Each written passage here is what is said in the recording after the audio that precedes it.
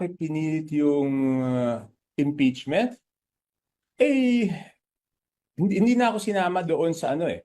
Hindi na ako sinama doon sa sa huling usapan. Doon sa mga nangyari, may duda ako kung bakit pinilit yung impeachment. Can you share with us or would you keep that to yourself muna? Alam mo, di ba galit na galit si Presidente doon sa budget, di ba? Mm. Because of the lack of time, hindi lahat ng items doon na-veto. Di ba? Yes. Di ba yung unang usapan diyan is malaking amount yung i-veto, di ba? Yes. Later on, maliit na lang yung na-veto, like 20 billion yata. Okay.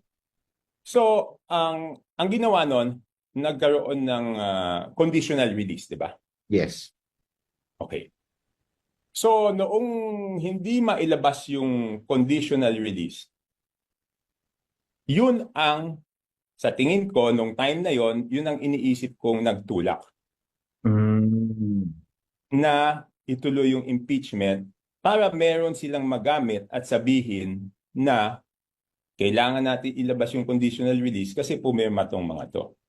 And later on, I was proven correct. Yun yung duda ko noong ginagawa nila yan.